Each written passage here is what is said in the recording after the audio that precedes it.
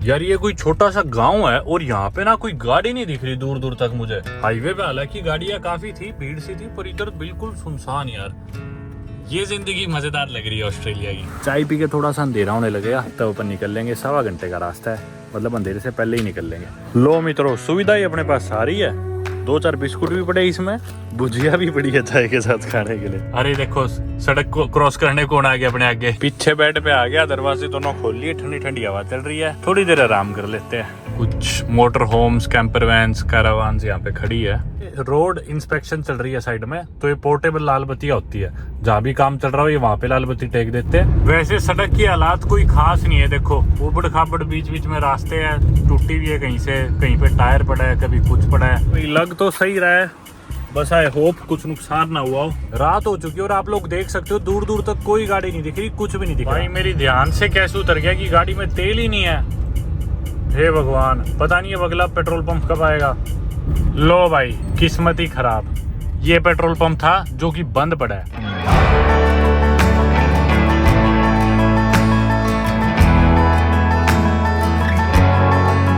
दोस्तों स्वागत है आप सभी का एक नई वीडियो से, दुनिया की 6th largest country in terms of land area Australia से। अगर आप लोग मेरी पिछली वीडियोस देख रहे हो तो आप लोग जानते होंगे ऑलरेडी कि मैं ऑस्ट्रेलिया की ईस्ट कोस्ट के थ्रू एक रोड ट्रिप करने लग रहा हूँ अपनी इस कैंपर वैन में। और फिलहाल हूँ मैं ऑस्ट्रेलिया की एक नॉर्थ ईस्टर्न स्टेट क्वींसलैंड की एक सिटी टाउन्सविल के नजदीक। लगभग 30-40 किलोमीटर उस डायरेक्शन में टाउन्सविल सिटी, जिधर मेरे ख्याल से ऑस्ट्रेलिया का 2nd लार्जेस्ट मिलिट्री बेस भी बनने लग रहा है। उसके नजदीक एक कैंपिंग साइट में मैंने अपनी कैंपर वैन पार्क कर रखी है। परसों रात को मैं इधर पहुंचा था मिशन बीच से, जो कि एक और टाउन है। और अगर आपने परसों रात वाली वीडियो देखी होगी तो आपने नोटिस किया होगा कि यहाँ पे बहुत भीड़ थी। कैंपिंग साइट एकदम फुल थी, पर किसी तरह से मैंने अपनी कैंपर वैन पार्क करी, परसों की रात यहाँ बिताई। कल मैं यूट्यूब के लिए रिकॉर्डिंग नहीं कर रहा था, पर मैंने इंस्टाग्राम का एक मिनी व्लॉग बनाया था, वो आप जाके इंस्टाग्राम पे देख सकते हो। पर कुछ खास मैंने किया नहीं था ऐसा, बस मैंने कैंपर वैन में रह के आराम करा, अपना पिछला पुराना काम करा लैपटॉप पे, फोन पे। इसके अलावा मैं शहर में गया टाउन्सविल में, जहाँ से मैंने बॉक्सिंग ग्लव्स और 1-2 स्पोर्ट्स का इक्विपमेंट खरीदा। फिर मैं चला गया था जिम में और एक अपने इंडियन भाई मिल गए थे सब्सक्राइबर, उनके साथ रात को डिनर किया था। कल मैंने डिसाइड करा था कि सफर नहीं करूंगा, लेकिन आज अपन फाइनली सफर करने वाले हैं और अभी अपन निकलेंगे टाउन्सविल से अपनी अगली डेस्टिनेशन के लिए। आप लोग जानते हो कि मैं ईस्ट कोस्ट ड्राइव कर रहा हूँ। हालांकि मैं डार्विन में आया था पहले ऑस्ट्रेलिया, डार्विन से फ्लाइट लेके मैं आया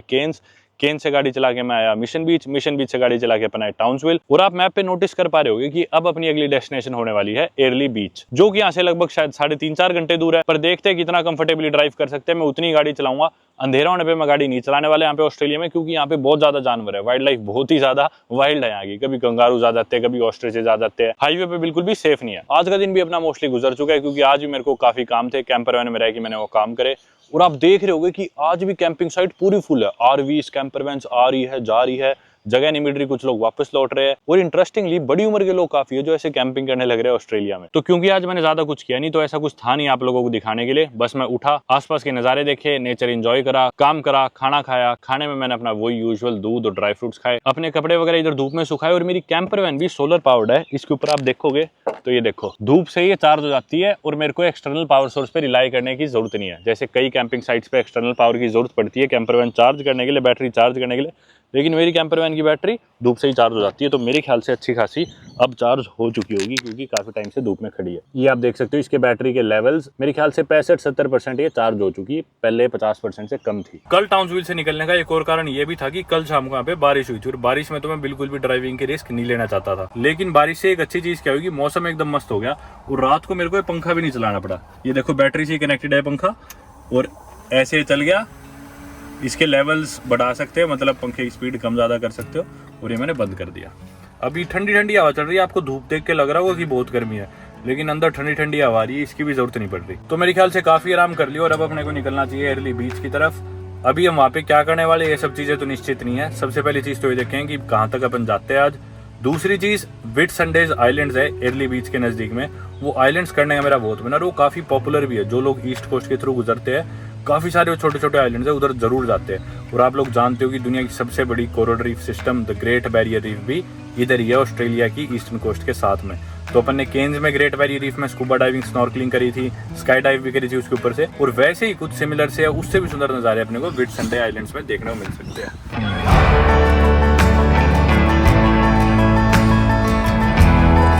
ये आ गया दोस्तों हाईवे। लेफ्ट की तरफ वाले रास्ते में जाएंगे तो हो जाएगा केन्स, जिधर से अपन ने रोड ट्रिप शुरू करा था। राइट वाला रास्ता जाएगा टाउन्सविल और एयरली बीच, जिस तरफ अपने को जाना है, यानी कि साउथ की डायरेक्शन में ईस्ट कोस्ट से। एक जरूरी चीज आप लोगों को बता देता हूँ कि मैं कल अपने एक सब्सक्राइबर से मिला था यहीं पे टाउन्सविल में, जिन्होंने मेरी यहाँ पे जिम में जाने के लिए मदद करी थी। इंस्टाग्राम पे उनका मैसेज आया था और मैं कोई जिम तलाश रहा था यहाँ पे, तो उन्होंने अपना जो QR कोड था जिम का वो भेज दिया था और मैं प्लैनेट फिटनेस में जाके एक्सरसाइज कराया था। और क्योंकि उनने मदद करी तो मैं एहसान वापस देना चाहता था, तो मैं उनसे मिलना जरूर चाहता। तो मैं शहर में गया, उनसे मिला और उनके साथ खाना भी खाया। उन्होंने एक बात बताई थी कि यहाँ पे ना शहरों में ऐसे ऐसे मोबाइल कैमरास लगे हुए हैं कि गाड़ी के अंदर वो देख लेते हैं आपको मोबाइल आपके हाथ में है क्या, और आप मोबाइल तो यूज नहीं कर रहे, फोन पे बात कर रहे हो या फिर फोन पे कुछ भी कर रहे हो आप। तो इसलिए मैं कोशिश करूंगा कि वीडियो ना बनाऊं ड्राइव करते टाइम, और अगर वो कैमरा आपको पकड़ लेना मोबाइल यूज करते हुए तो आपका चलान मेरे ख्याल से 1000 ऑस्ट्रेलियन डॉलर का है, यानी कि 60,000 रुपए का इंडिया का चलान है वो। और अगर कमर्शियल व्हीकल हो तो शायद और भी ज्यादा है, कई गुना ज्यादा है। तो बहुत ही रिस्की है फोन यूज करना है फिर वीडियोस बनाना है ड्राइव करते हैं। तो कम से कम ये अपन वीडियो बनाएंगे और कोशिश करूंगा आपसे सीधा एयरली बीच ही मिलूं।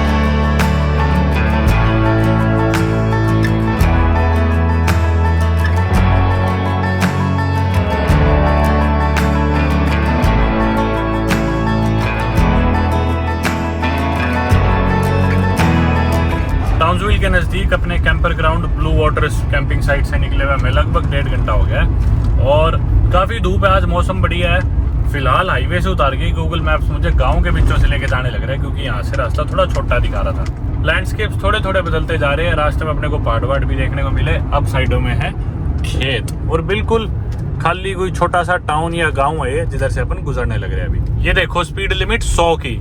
यार यहाँ पे हाईवेज पे भी 100 से ज्यादा स्पीड लिमिट मुझे अभी तक दिखी नहीं।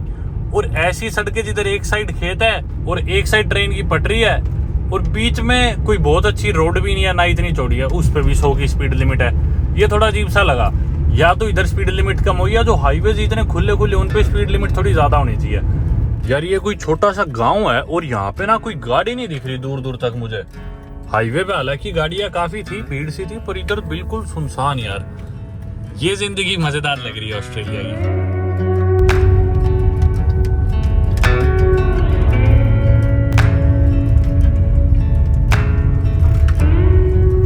एक और चीज मैंने नोटिस करी कि ना यहाँ पे रेलवे ट्रैक्स जगह जगह है, बहुत ज्यादा रेलवे ट्रैक्स है। ये देखो ये भी रेलवे क्रॉसिंग है। अब अपने को जाना है राइट, मोड़े कैसे, थोड़ा कंफ्यूजिंग सा है। ये देखो इधर लिखा हुआ है ड्राइवर रिवाइवर और पीछे लिख रखा था कि भी फ्री कॉफी इफ ओपन। अब ये इधर मेरे ख्याल से रुकने के लिए है, रेस्टिंग एरिया, और 1 वे एंट्री ओनली। ये सिर्फ एंट्री है। चलो वैसे तो अपने को जाना कहीं और था, पर एक बार गुजर लेते हैं यहाँ से। इधर इन्होंने लिख रखा है नो कैंपिंग, 1 वे एंट्री ओनली। चलते हैं अंदर। बाहर साइन बोर्ड्स लगे हुए थे फ्री कॉफी इफ ओपन। ये शहर है बुडेकिन, टाउन है, डिस्ट्रिक्ट तो टाउन्सविल ही पड़ती है, और बुडेकिन करके कोई टाउन है। अब इधर से घूम के अपन निकल जाते हैं वापस बाहर।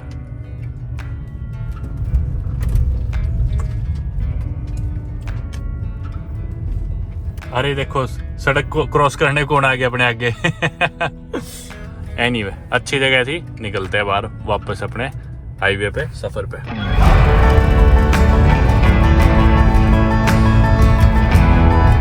भूख लगने लगी थी तो डिग्गी से निकाल लाया मैं दूध, चलते चलते दूध पी लेंगे। Let's go. ये देखो यहाँ पे सड़क पे रोड इंस्पेक्शन चल रही है साइड में, तो ये पोर्टेबल लाल बत्तियां होती है, जहाँ भी काम चल रहा हो ये वहाँ पे लाल बत्ती टेक देते हैं और लाल हरी हो जाती है। देखो बोझ से रोक भी रखा है इसे, नीचे इस पे बोरियां रख रखी है। अभी हरी हो जाएगी जब अपन चल पाएंगे, आगे काम चल रहा होगा। जैसे ही गाड़ी इकट्ठी होती है खूब सारी लाल बत्ती पे, तो थोड़ी थोड़ी देर में हरी कर देते हैं, फिर दोबारा लाल करके काम करने लग जाते हैं। अभी सामने वालों की हरी लाइट होगी तो इसलिए सामने वाले आने लग रहे हैं। जब ये सारे गुजर जाएंगे तब अपनी लाल से हरी हो जाएगी और उनकी हरी से लाल हो जाएगी। अभी सामने से गाड़ी आई जा रही है, लिखे रखा है stop hair on red signal. पता ही नहीं चलता कई बार सड़क पे एकदम से नया आदमी तो चलाता जाए, अगर आगे कोई गाड़ी ना रुकी हुई हो। पर मैंने ध्यान दे लिया क्योंकि न्यूजीलैंड में भी ऐसा सिमिलर होता था। अब अपनी होगी हरी और सामने वालों की होगी लाल। ये देखो यहाँ पे रोड का काम चलने लग रहा है। यार अभी गाड़ी के नीचे पता नहीं क्या आया, ये अपनी गाड़ी तो ठीक लग रही है, पर वो देखो उधर सड़क पे कुछ पड़ा था, किसी और व्हीकल का टूटा हुआ पार्ट था, वो अपनी गाड़ी के नीचे फंस गया चलते हुए और कई दूर तक वो घिसटता हुआ आया। उम्मीद करता हूँ अपनी गाड़ी का नुकसान नहीं हुआ कुछ, क्योंकि नीचे था, कई देर तक शोर हुआ बहुत ज़्यादा। अब यहाँ बैठ भी नहीं सकता, देखना कैसे किस तरह के मकोड़े हैं यहाँ पे, घुटने भी नहीं टेक सकता। पता नहीं भाई, लग तो सही रहा है, बस आई होप कुछ नुकसान ना हुआ हो। पता नहीं यार, रोड के बीचों बीच पड़ा था और पूरी खाली सड़क है, कोई गाड़ी ही नहीं यहाँ पे। 100 की स्पीड लिमिट है और मैं 95-100 पे ही चल रहा था। मतलब मैं डाइवर्ट करके साइड से ले सकता था, पर मैंने सोचा कोई नहीं नीचे ही आने दो तो। अरे ओ भाई इतनी तेज हवा का झोंका है, ये ट्रक गया ना इतनी स्पीड में, गाड़ी हिल गई पूरी। एक और ट्रक आ रहा है, फिर ही लेगी। ओ भाई साहब निकलो यहाँ से। वैसे सड़क की हालात कोई खास नहीं है, देखो ऊबड़ खाबड़ बीच बीच में रास्ते हैं, टूटी हुई है कहीं से, कहीं पे टायर पड़ा है, कभी कुछ पड़ा है। ये देखो खड्डे बहुत है इधर, जंगल है बिल्कुल आसपास, मेरे ख्याल से कुछ है नहीं। अगला रेस्टिंग एरिया बाकी बस 1.5-2 किलोमीटर है, वहाँ पे एक बार गाड़ी रोक लेंगे, कुछ खाना हुआ तो खाना ही बना लेंगे, यही है। बाकी इसके मैंने रिव्यूज भी देखे थे, काफ़ी सही रिव्यूज थे इस कैंपिंग साइट पे। इधर अपन वैसे कैंप भी कर सकते हैं, कोई जगह देखते हैं। बोवन शो ग्राउंड्स, कुछ मोटर होम्स, कैंपर वैन्स, कैरावान्स यहाँ पे खड़ी है। ये देखो लोग अपना खाना बना रहे हैं उधर बेंचेस पे बैठ के। टॉयलेट की सुविधा भी है इधर, मेरे लेफ्ट में टॉयलेट है शायद, मोस्ट लाइकली। जी हाँ। और कहाँ लगा है, काफ़ी सारे बेंचेस है, जगह तो बढ़िया है ये। लो भाइयों, पीछे बेड पे आ गया, दरवाजे दोनों खोल लिए, ठंडी ठंडी हवा चल रही है, थोड़ी देर आराम कर लेते हैं। अंधेरा होने से पहले अपने को निकलना पड़ेगा ताकि टाइमली एयरली बीच पहुंच जाए। तो एयरली बीच शहर में ना मैंने कैंप साइट देख रखी थी, पेड थी ऑब्वियसली, कि भी उधर जाके मैं अपनी कैंपर वैन पार्क कर लूँगा और रात उधर बिता लूँगा। उनके पास वॉशिंग मशीन और बाकी सारी फैसिलिटीज़ थी, पर उनको मैंने कॉल करा तो बोले थोड़ी देर में कॉल बैक करते हैं। अभी तक कॉल बैक उनका आया नहीं, और अब जब उनका कॉल बैक आएगा भी तो 6 बज जाएंगे और 6 बजे वो फैसिलिटी बंद हो जाएगी, तो मैं उधर पहुँच नहीं पाऊँगा। फिर मैंने सोचा क्यों ना किसी हॉस्टल में ही रुक जाते हैं, एयरली बीच में 1-2 हॉस्टल्स है। हॉस्टल मैंने फ़ोन करके पूछा, उनके पास पार्किंग भी है और डॉर्म बेड्स भी है। पर बात यही थी कि मैं शाम का समय मिस नहीं करना चाह रहा था ड्राइविंग में, मैं चाह रहा था रुक के कहीं पे चाय पिए और ये शाम का समय एंजॉय करें। तो मैंने सोचा यहाँ पे भी चाय पी लेते हैं अपन, चाय पी के थोड़ा सा अंधेरा होने लगेगा तब अपन निकल लेंगे। 1.25 घंटे का रास्ता है, मतलब अंधेरे से पहले ही निकल लेंगे ताकि रात होने से पहले वहाँ पहुँच जाए। बिताने के तो रात इधर भी बिता सकते हैं, पर 2-3 दिन हो गए ऐसे ही बारिश होने लग रहे हैं कहीं ना कहीं। अब मैं चाहता हूँ कि भी अच्छे से नहा धो के फ्रेश हुआ जाए, सारे कपड़े धोए जाए, कपड़े गंदे पड़े। यहाँ पे एक फैमिली खेलने लग रही है, तो इसलिए मैं सोच रहा हूँ निकल ही लेते हैं, लेकिन शाम की चाय यहाँ पे एंजॉय करते हैं। मेरे पास अभी तक छलनी नहीं है, बिना छलनी के चाय छानता हूँ मैं, तो छलनी भी लेनी है वैसे तो अभी, लेकिन चला लेंगे काम, कोई नहीं, थोड़ी सी चाय पत्ती आएगी तो आ जाएगी। ये अपनी गैस है और ये रही अपनी स्टोव, इसमें से और कुछ तो नीचे है ना? नहीं, मेरे ख्याल से तो नीचे है। चलो सामान ले जाके टेबल पे उधर सेट कर देते हैं।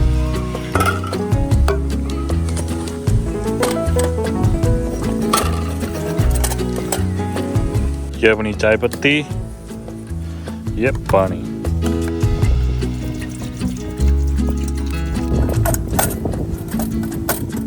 ये कर देते हैं अपन गैस ऑन, आपको दिख नहीं रही पर ये ऑन है। ये देखो दिख गई होगी। लो मित्रों, सुविधा ही अपने पास सारी है, 2-4 बिस्कुट भी पड़े इसमें, भुजिया भी पड़ी है चाय के साथ खाने के लिए, मौज ही हो जाएगी।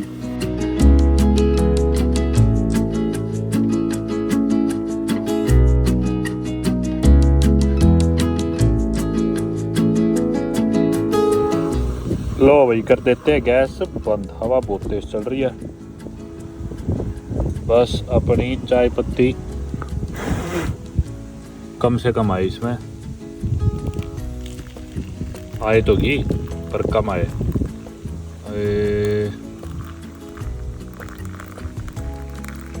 बन गई चाय, स्वाद आ जाएगा मित्र।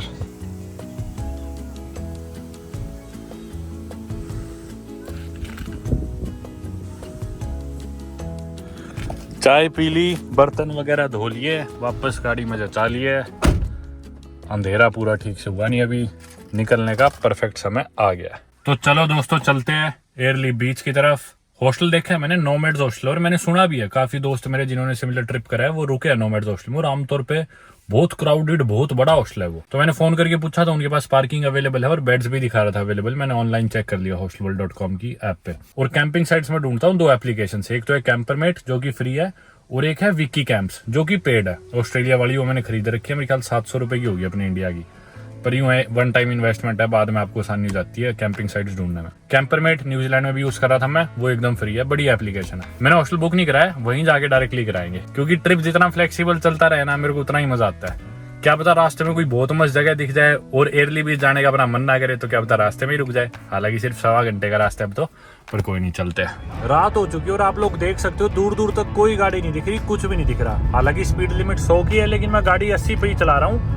और आप देख सकते हो कि मैंने हाई बीम भी ऑन कर रखी है, डिपर ऑन कर रखा है, क्योंकि आगे कोई गाड़ी ही नहीं है। कई मिनट बाद कोई गाड़ी गुजरती है तो मैं लाइट ऐसे नीचे कर लेता हूँ ताकि उसको दिख जाए, और अगला इंसान भी दूर से ऊपर ही करके आ रहा होता है, क्योंकि कुछ नहीं पता हाईवे के साइड्स में से कोई भी जानवर भाग के एकदम से सड़क पे आ सकता है। पीछे साइन बोर्ड्स थे कि यहाँ पे गाय, भैंस, कंगारूस कुछ भी आ सकता है। इनफैक्ट जिस दिन मैंने कैंपर वैन रेंट करी थी, तो कैंपर वैन रेंटल वालों ने मेरे को एक ही बात कही थी कि पहली बात तो रात को गाड़ी मत चलाना, अवॉइड करना, और अगर चलानी ही है तो हमेशा किसी बड़े व्हीकल के पीछे चलाना। मान लो कोई बड़ा ट्रक हो, बोले अगर आपके आगे कोई गाड़ी नहीं होगी तो चांसेस यही है कि आपका एक्सीडेंट होगा पहले जानवर के साथ, अगर कोई सड़क पे आता है तो। और अगर आपके सामने कोई छोटी गाड़ी होगी तो उस गाड़ी को नुकसान पहुंचेगा और वो जानवर की बॉडी पूरी तरह से सड़क पे चिपकेगी नहीं। उन्होंने मेरे को कहा था कोई बड़ा ट्रक हो ना, उसके पीछे ही गाड़ी रखना, ताकि कंगारू ट्रक के नीचे आते हैं तो ट्रक वाला कंगारू को एकदम चिपका देगा रोड के, उसकी बॉडी आपकी गाड़ी के भिड़ेगी नहीं। और इतने स्ट्रेट फेस के साथ उन्होंने बात बोल दी जैसे कि इनके लिए रोज की चीज है, और मैं एकदम कंफ्यूज था कि ये क्या बोलने लग रहे हैं। पर खैर ज्यादा लंबा सफर नहीं है, मुश्किल से 1.25 घंटा 1 घंटा और अपन पहुंच जाएंगे अपनी डेस्टिनेशन पे। मैं गाड़ी धीरे ही चला रहा हूँ और कोशिश कर रहा हूँ पूरी प्रिकॉशन लूँ। ये देखो पीछे से एक बड़ा ट्रक आ रहा था तो मैंने इसे साइड दे दी ताकि अपन एक बड़े व्हीकल के पीछे, बड़े ट्रक के पीछे हो जाए। भाई मेरी ध्यान से कैसे उतर गया कि गाड़ी में तेल ही नहीं है। हे भगवान, पता नहीं अब अगला पेट्रोल पंप कब आएगा। अगला पेट्रोल पंप दिखा रहा है 8 किलोमीटर दूर, और ये गाड़ी एवरेज भी सिर्फ 7-8 की ही देती है, यानी कि अगर इसमें 1 लीटर से कम पेट्रोल है तो अपन पहुंचेंगे ही नहीं। और बिल्कुल ही खाली दिखा रहे टंकी, और वो 8 किलोमीटर बाद भी तब है अगर वो खुला हो पेट्रोल पंप, उस पर मिल रहा हो। अगर वो नहीं खुला हुआ या फिर वो बंद हुआ तो अपन गए काम से। फिंगर्स क्रॉस्ड है भाई, काश मिल जाए।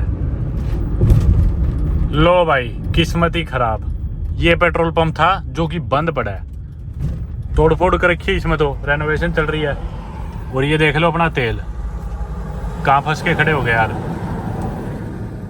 दोस्तों इधर दिखा तो रहा है कि ये पंप, ए बच गए, कैलटेक्स, ओए होए होए बच गए भाई, मिल तो गया, पंप खुला भी है। अपना यही है प्रीमियम 90, अनलेडेड 95-98 था शायद अपना। उतर के देखता हूँ। अब मेरी टंकी पे लिखा है अनलेडेड 95 या 98, इनके पास अनलेडेड है ही नहीं, इनके पास है प्रीमियम। तो मेरे समझ में नहीं आ रहा था कि ये प्रीमियम डीजल ना हो, तो इसलिए मैंने पूछ लिया इनसे। एक लोकल आदमी था वो गया गंजा, मैं बोला भाई मैं ऑस्ट्रेलिया में नया हूँ, ये पेट्रोल ही होता होगा। बोला हाँ चाहे पी डाल लो, चाहिए डाल लो, प्रीमियम बस महंगा है, अनलेडेड इनके पास है नहीं, सिर्फ महंगे वाला है। और ये देखो 1.75 का होता है आमतौर पे अनलेडेड, और लेकिन ये 202 ये सेंट है, 202 सेंट, यानी कि $2 ऑस्ट्रेलियन से थोड़ा ऊपर। अपन फिर प्रीमियम 95 भी डलवा लेते हैं एक बारी। बहुत महंगा है इधर तेल यूजुअल रेट से, तो मैं पूरी टंकी नहीं करूँगा आज, एक बार बस इतना चला डलवा लेते हैं कि काम चल जाए थोड़ा 1-2 दिन का। अपनी 70 लीटर की टंकी है, और अगर टंकी पूरी करेंगे ना तो 70 लीटर में अपने को 20 सेंट एक्स्ट्रा पे करने पड़ेंगे, यानी कि 20 सेंट इंटू 70, तो यानी कि $14 अपने एक्स्ट्रा लगेंगे, अपने इंडिया के 900-1000 रुपये इधर से तेल भरवाने में। तो पूरी की जगह आधी टंकी भरवा लेते हैं तो भी 400-500 रुपये एक्स्ट्रा लगेंगे। लो मैंने पूरे 36 लीटर डलवा दिया, यानी कि आधी टंकी से ज़्यादा, $70 तेल डलवा के अंदर जाके पेमेंट कर दो। भाई तेल डला लिया मैंने और मेरे को दे दिए किटकैट। बताता हूँ इनकी कहानी भी, बड़े तेज थे यार। $70 का मेरा तेल था पूरा एग्जैक्ट। तेल डला के मैं काउंटर पे गया, ऑस्ट्रेलियन एक्सेंट में कुछ मेरे को बोल गई कि आपके पास ये है। मैं बोला से दैट अगेन, सॉरी। तो कुछ बोल पड़ी आपके पास कैलटेक्स का अकाउंट है, जो ये पेट्रोल पंप है इनका। मैं बोला ना नहीं है। फिर कुछ और बोली आपको ज्वाइन करना है ये वो। मैं बोला ना कुछ नहीं करना, बिल काट दो जल्दी। बोली कि आप $2 की कोई भी चॉकलेट उठा लो। किटकैट ही पड़ी थी $2 लिख के। बोली because everybody needs a break, और उसके ऊपर लिख भी रखा था गेट $2 चॉकलेट विद फ्यूल। तो मैं बोला ठीक है, मेरे को लगा फ्यूल के साथ इंक्लूडेड है। वो बोली भी ऐसे कि फ्यूल के साथ, चुप रहा गया, वो बोली भी ऐसे फ्यूल के साथ इंक्लूडेड है, उठा लो। और मेरे कार्ड से जब पैसे काटने लगी तो उसने 70 की जगह $72 कर दिया, मतलब $2 एक्स्ट्रा ऐड कर दिए किटकैट के। अब उससे क्या बहस करता, मैं वैसे भी जल्दी में था, मैंने सोचा चलो छोड़ो, पर बड़ी तेज मार्केटिंग है इनकी तो। एनीवे निकलते हैं अब। चलो आधी टंकी ज्यादा हो गया होगा अपना, थोड़ा ज्यादा, क्योंकि आधा 1 लीटर तो अपनी गाड़ी में पहले ही बच रहा था, और आधी टंकी अपनी होती है 35 लीटर में। अपन ने वैसे ही 36 लीटर डलवाया तेल, और आधा लीटर कुछ पहले भी होगा। चलो अब अपन सॉर्टेड है 35 × 7, अगले 250 किलोमीटर तक अपन सॉर्टेड है, टेंशन की कोई बात नहीं है। चलो मेरे ख्याल से सिर्फ 10 मिनट का रास्ता रहेगा, और पिछले 10 से 15 मिनट में मुझे एक सिंगल गाड़ी नहीं दिखी है, एक सिंगल। हाईवे से उतार के अब ये दूसरे रास्ते पे ले गया था मैप से मैं शहर की तरफ, लेकिन भाई एक भी गाड़ी नहीं। और यहाँ पे जानवरों का भी खतरा थोड़ा ज़्यादा है, और अरे ऊपर से बाहर शीशा गिल्ला होने लग रहा है बारी बारी, तो वाइपर भी चलाना पड़ रहा है। शहर तो आ गया, ये कैनन वेल नाम है इस शहर का, एयरली बीच इस बीच को आगे कह देते हैं। छोटा सा ही शहर लग रहा है बिल्कुल, क्योंकि सुनसान है एकदम सब। मेरा हॉस्टल यहाँ से बस 2 मिनट दूर है। हॉस्टल पहुँच के अपनी कैंपर वैन पार्क करते हैं। यार कितना सुनसान शहर है, इस पार्ट के अलावा तो कहीं पे कुछ दिखा ही नहीं, पूरा शहर क्रॉस करके। यहीं कहीं हॉस्टल है उस साइड शायद, वो रहा राइट में ही नोमैड्स हॉस्टल। अरे यार इधर तो यूटर्न भी अलाउड नहीं है, अभी तो रिसेप्शन खुली है उसकी। अच्छा हुआ चलो मेन स्ट्रीट पे ही है अपना हॉस्टल, क्योंकि और तो इधर आसपास कुछ था ही नहीं। किधर करे पार्क अपनी गाड़ी, बस रिसेप्शन ना बंद हो जाए इनकी।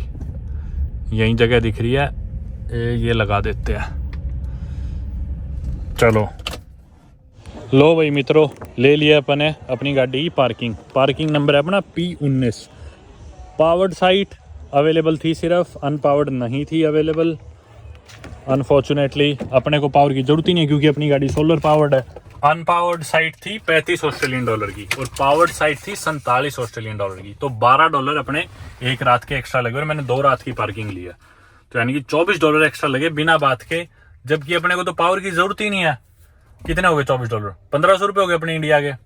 पर कोई नहीं यार, अब ये भी ना मिलता ना तो रात को भटकते रहते कहाँ का। और ये बढ़िया जगह मिल गई, यहाँ पे laundry, bathroom, pool, volleyball court, सारी चीजें, सारी सुख सुविधा है। और ये हॉस्टल है तो यहाँ पे लोगों से भी मिल सकते हो, और बिल्कुल शहर की परफेक्ट लोकेशन में। बाकी मैंने इनसे ये भी पूछा था कि भी हॉस्टल में डॉम बेड अवेलेबल है क्या, तो डॉम बेड अवेलेबल था इनके पास 6 बेड वाले कमरे में। 8 बेड वाले कमरे में डॉम बेड भी नहीं था, और वो था $60-65 का, तो यानी कि $4000 रुपये का बेड लो। इससे बढ़िया $45 की पार्किंग ही ले ली, अपनी गाड़ी में सोएंगे, सही है अकेले। वैसे भी वो कमरा 7-8 जनों के साथ शेयर करना पड़ता, 6 जनों के साथ, 6 वाला अवेलेबल था। हो जा स्टार्ट।